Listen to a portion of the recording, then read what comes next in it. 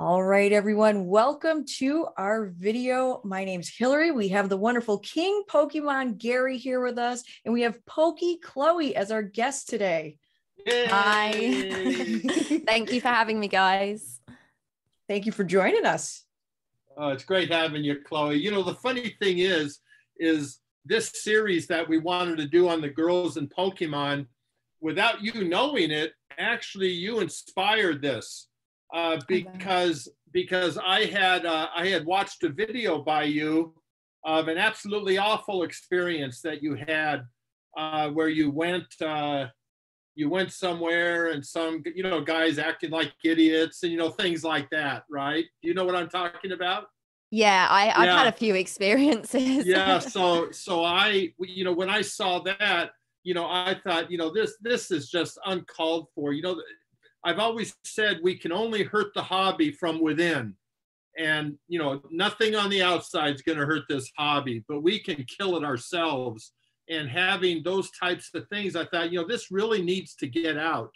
We really need, you were brave enough to come forward and talk about such personal things, obviously, because you care about what you're doing and because you care about the hobby. And you came forward. Well, just look at all the girls that don't come forward, that don't say anything. Maybe they get pushed back in the closet, or maybe maybe they'll just participate, very little in that because they can't, handle those situations. Well, I thought it was absolutely brave of you to come forward and be so specific and I mean, you really made me feel it in that. And you are the one that inspired, this idea between Hillary and I to bring the girls forward, to let other girls see, what we can do and what the amazing value that the girls can have in this hobby, and not to shy away and that we're on their side and things like that. So, yeah, I don't think I've ever even mentioned that to Hillary, but yeah, you were the very first bit of inspiration having to do with this. No, that's incredible. And it's a great thing that you guys have got going here. I've watched all the episodes and it's been brilliant so far. Oh, thank you. Thank you. I'm glad to hear that. I'm glad you're enjoying it as well. So we have a few questions here. Gary, do you want to start with a couple? Okay. You see, Hillary has put me on a little bit of a restriction here, because I talk so much. I just go on and on and on and on. Everybody falls asleep. So she told me I can ask a few things, in the beginning, and then she's going to take over. And then maybe I'll have one question at the very end. Okay, that sounds great. Okay. Okay, first thing I wanted to ask was, or we both actually came up with, is about your favorite influencers. Now I know that's always a hard one. Who is your favorite influencer? But I have a feeling that Scott Pratt is watching, so you better say him. So. I'll be in trouble if I don't. I mean, we don't want him to feel bad. Yeah, exactly. Before I started YouTube, obviously I've watched a lot of people, and the original people who have been doing it for a long time. So yeah, Scott's a great one. I like him because he's the more sort of serious side of the hobby, speaking, not opening packs and streaming, etc. And then you've got PokeRev, Super Duper Danny, Leon Hart. They're the ones that I sort of really got into in the beginning, really enjoyed their content, and I suppose were sort of my inspiration in a way to eventually make my own channel. Yes, very good. Yeah, those are all very good influencers, no question about it. And I'm proud to say every person you mentioned are terrific friends of mine that we've gotten together numerous times. Scott has been out here to Vegas to visit me a couple of times, and we've I usually pay for dinner. I can tell you that. Scott's gonna. I love him, but I can joke him like that. Now, one of the things I was looking forward to, Chloe, was a couple years ago was going to Pokemon Worlds in England, in London, I guess it was going to be. Yeah. And I was so excited. I was all said they had actually invited me to come, so that helps with the expenses even. And so when the virus thing hit, they had to cancel and all that. I don't know where that stands now. I can assure you that the very first time it's in London, I have so many friends there that I will definitely be there. Have you heard any rumblings about the next Worlds? Is it going to be in London or? I haven't, to be honest. Obviously, I was aware that it was due to be in London, and then when the pandemic hit, all big events got cancelled, and then it's been quite restricted here for a couple of years, and we've slowly started to open back up. But at the moment, I haven't heard anything official from anyone or anywhere. So I'd be intrigued to know if it is going to be in London, because it would be a great opportunity for everyone to come over and get together. So I'm hoping that there is some sort of announcement sooner rather than later, because we're already in February. The year's already starting to go quickly. So yeah, no, I'm not sure myself, actually. Yeah. I don't think they've announced a different place, so there's still I would think a good possibility. Yeah. And I'll tell you what, there's no question that the first time it happens outside the United States, there was one I went to in Canada, but that's still the United States, same continent, but close to home. outside of our continent, it only makes sense to have it in London, in England. And I know when I look at my followers and subscribers and stuff, a huge percentage are from, the United Kingdom. So it only makes sense. Yeah. And so I'm certainly pulling for that. And I've only stopped over there a few times. I never was able to spend much time there. So I'll look forward to it. Okay. Yeah. Well, I wanted to say that this past a month or two ago, you visited the United States, I know, and you actually traveled pretty much from coast to coast. You made it down here on the West Coast to Los Angeles. You went to Frank and Sons, right? I did, yes, first time. Something interesting, Frank. I went to Frank and Sons, and it was in a different building. It wasn't in that old Costco building. Okay. But I went in 1999. I took my sons every single Wednesday and Saturday. I took them to Frank and Sons. So that's been a staple. So that's a real iconic place, to go to. It was incredible to visit, because we don't have anything like that here in the UK. So it was really good to experience that. Yeah, for a twice a week thing, it's amazing. Yeah. That's like a convention, in a state. It's such a big deal. And yeah, it's huge. Yeah. So since you were, I know you were on time constraints and you weren't able to pop up here to Vegas. We're just I'm about 3.5 hours from Frank and Sons, here in Vegas. And so, we're, both Twan and I look forward to next time you come to the States, coming here to Vegas to see us. Yeah, definitely. Any idea, when you might make another, jaunt over the ocean? And well, I'm hoping later this year at some point. I haven't got my schedule set up, but I definitely want to get back at some point this year. So I'll definitely let you know when I'm in the area. Especially if it's going to be during one of the Collecticon times. Yeah, sure. Because everybody attends those. And that's the only thing I do is go to the Collecticons now, because of it's a little difficult at my age to do too many different things. Yeah, but I will be, God willing, at all the Collecticons. So okay, incredible. That. And then we'll have to hijack you to come up here to Vegas and have some fun. And which leads to my next question. What is do you have a favorite gambling game? Because, that's what we're known for here. I don't, to be honest. I've been to Vegas a couple of times and it's been really good fun. And whenever I've only been for 3 or 4 days as like a stopover going somewhere else. But yeah, no, I'm not a big gambler myself. My husband enjoys it. So when we go, he's a big fan of it. But no, it's a great experience. I do really like Vegas. So yeah, I'll definitely be back. Well, him and I will do some messing around then. And you and Twan can go shopping. That sounds great. Yeah, so Hillary has some questions for you. You want to take over, kid? I do not mind that at all. So I would assume you built up this incredible empire. You have your social media, your YouTube, and then your pack breaks. What has been the most difficult part of building all this up over the past few years? Yeah, it's been crazy, and this past year has sort of been really full on. I think just keeping it consistent has been the hardest part. It is time consuming. There's a lot going on with the streaming. I've got my online TCG store now. I have my social media, and just all of that combined takes up so much time. And it led me to quitting my full-time job to do this full time. Because there's so many different aspects of it. Like I stream twice a week, online TCG store. I do a lot of buying and selling now. So yeah, I made the decision that I've either got to go in for it all or nothing. So I just went for it.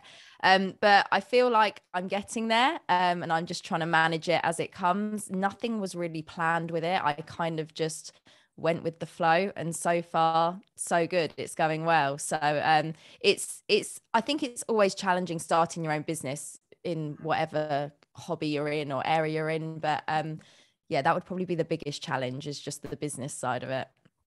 Well, I feel like that segues into one of my other questions nicely, is what did you do for work before doing all this Pokemon?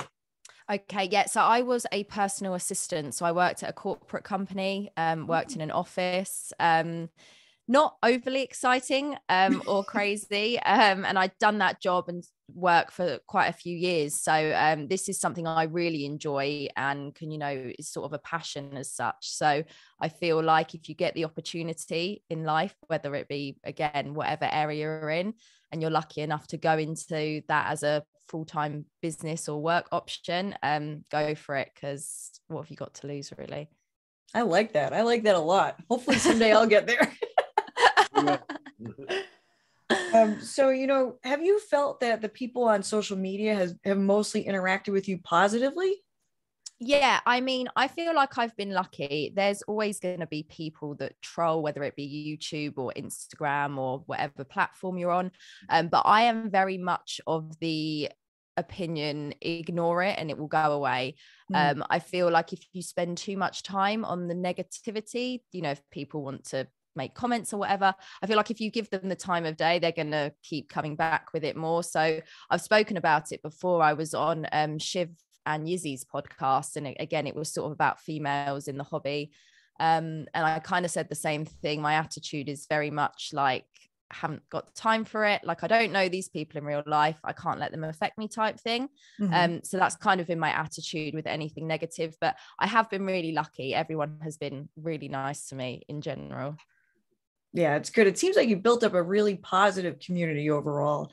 Yeah, I mean, that was like with my channel, especially on YouTube, that's always been the aim. It's, it's a positive space, it's a happy space, and everyone is really, really nice to me, but to each other as well. And people have made friends through the channel, and it's great. I love to see it.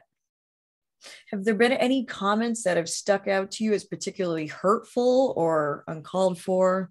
Do you know what? There's nothing that anyone's ever said or commented that I've thought, oh my God, that's like horrendous. I think you always get the comments, oh, she's a woman, and all these, sort of things. But again, like I said, I kind of don't latch onto it too much. I'm kind of like, do you know what? That's their problem. Like, again, nothing to do with me. Again, I have been lucky. There's never been anything that's been so offensive or so rude, but I'm quite thick-skinned and I'm not easily offended as well. So maybe if other people had received similar comments, they might take it a bit more personally.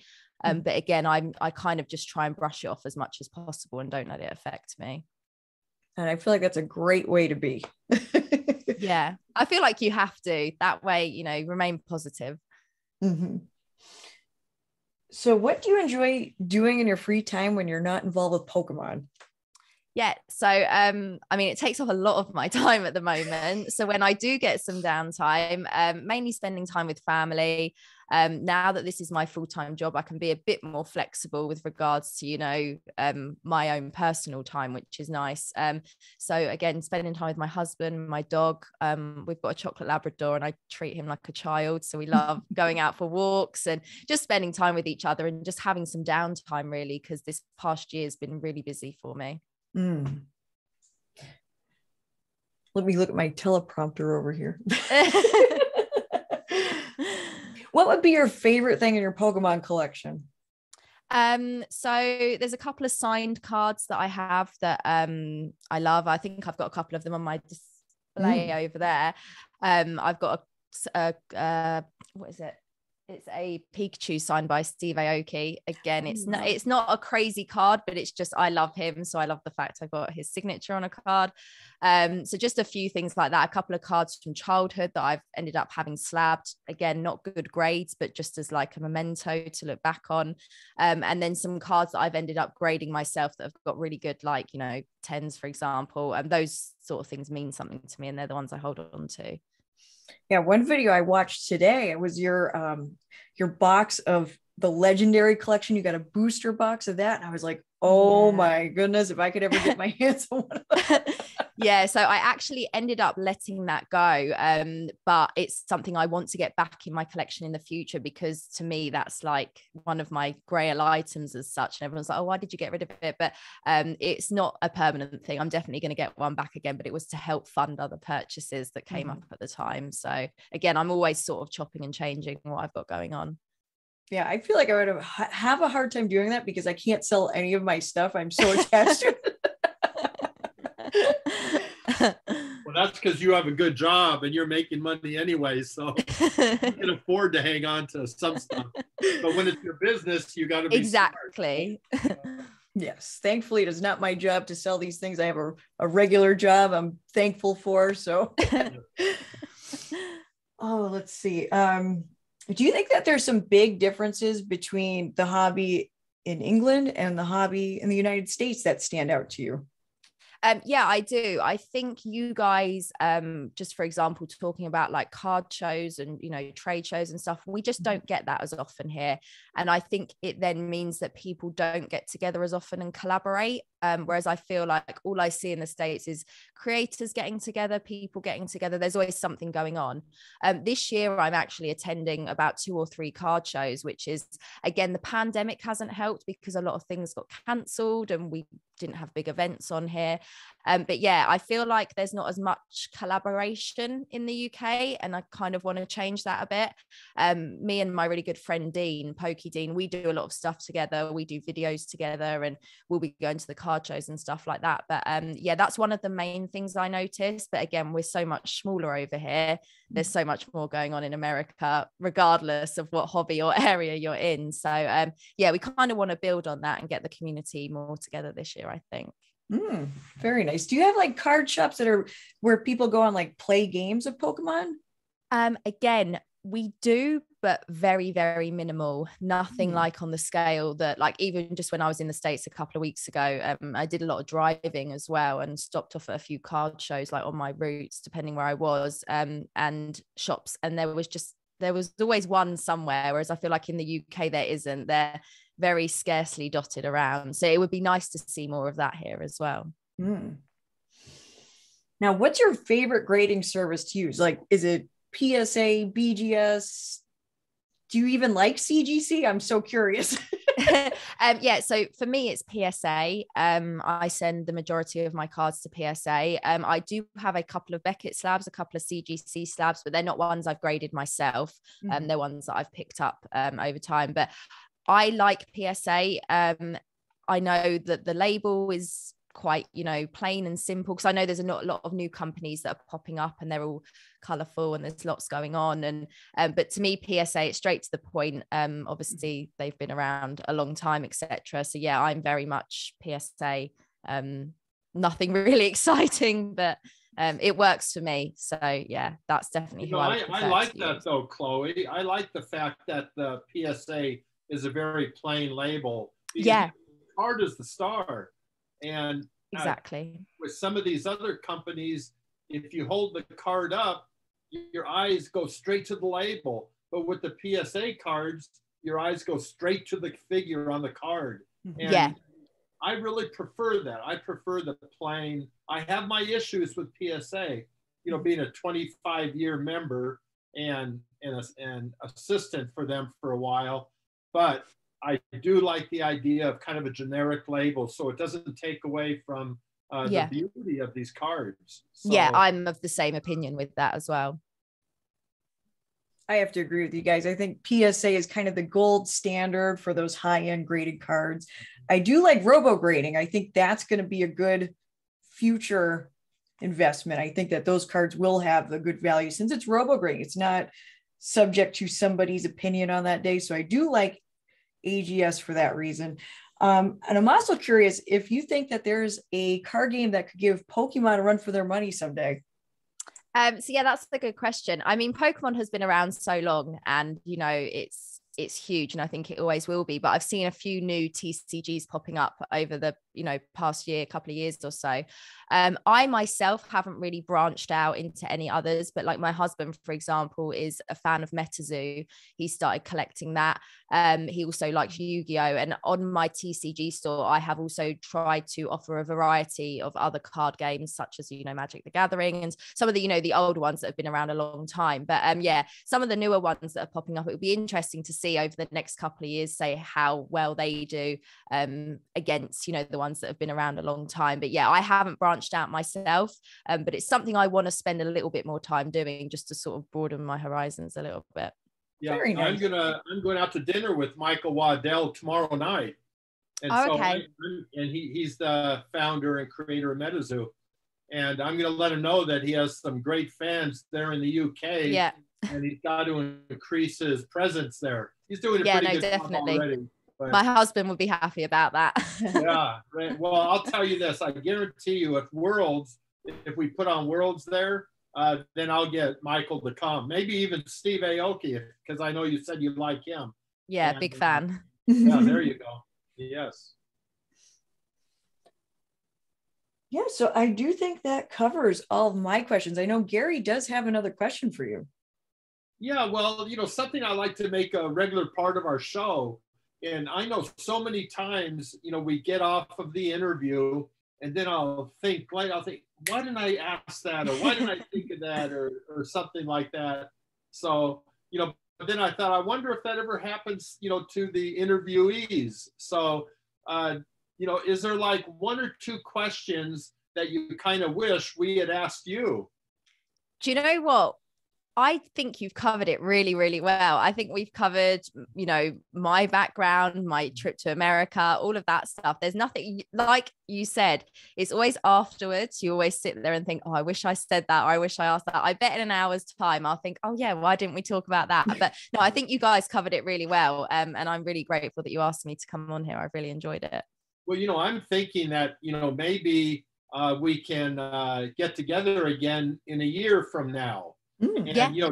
Just to see how we did with our prognostications and our thoughts, and see where the hobby lies. And, yeah, I think definitely. Fun. Don't you, Hillary? Oh, I would love to do that. Yeah, I've had so much fun with this series. It's been my favorite thing I've ever filmed, for sure. Yeah. Hands down. Right. And thank you so much for coming on and joining. Oh. Yeah, I want to thank you too, Chloe. That I was so happy that you agreed to do this with us. And, yeah, no, thank you so much for having me. I really appreciate it. Especially considering you were a big part of the initial inspiration. Yeah, no, that's great. Thank you so much. And I'm going to look really forward to seeing you in person, maybe at a Collecticon this year. Yeah. Or maybe, just bring your husband down so him and I could go rambling and gambling. I'm sure he'd love that. Yeah, for sure. Well, all right, everyone. Be sure to leave a thumbs up. Let us know what you think in the comments, and subscribe if you haven't already, so you can see our future interviews with the girls of Pokemon. I'm going to say bye for now, everyone, and take care. Bye-bye. Bye.